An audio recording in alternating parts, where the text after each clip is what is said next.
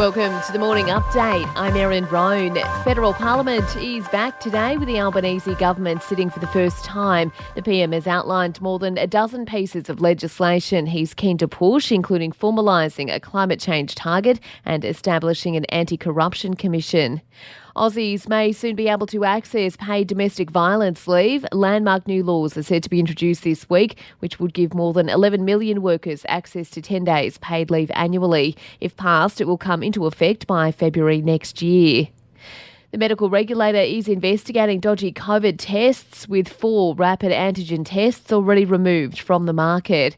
Pharmaceutical giant Hoff Pharma was fined more than $100,000 by the TGA last month for non-compliance. Overseas, the Pope has apologised to Canada's indigenous people for the Catholic Church's role in forced cultural assimilation across the school system. Speaking through a translator, Pope Francis asked for forgiveness for what he called a disastrous error. It is painful to think of how the firm soil of values, language, and culture that made up the authentic identity of your peoples was eroded, and that you have continued to pay the price for this.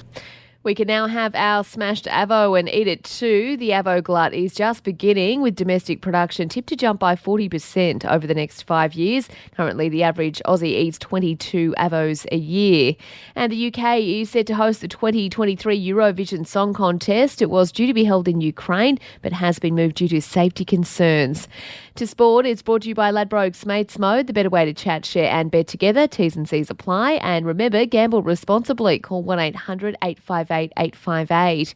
The NRL has eaten some humble pie following the Cowboys' controversial 1-point win over the West's Tigers. While the league is defending the captain's challenge, it admits the bunker wrongly awarded the match-winning penalty. Head of football Graham Annesley says the challenge was legal, though. That first whistle is not the full-time whistle. That's a whistle to stop play. So we're comfortable that the challenge, the captain's challenge, was allowable in those circumstances.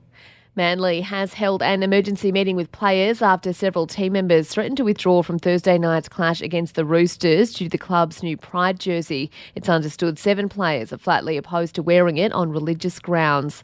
And in AFL, Richmond's Kane Lambert has announced his retirement, effective immediately. The player has osteoarthritis and is finding day-to-day tasks challenging, including getting in and out of cars. And for even more sports news, make sure you check out the Sports Update. You'll find it wherever you're listening to this show. In entertainment news, and Adele is finally heading to Sin City. The singer has rescheduled shows for Vegas after having to cancel them due to a number of logistical issues and COVID earlier this year. And Goodfellas star Paul Sorvino has passed away. The 83-year-old's daughter has confirmed the news on Twitter, saying he passed with his wife Dee Dee by his side.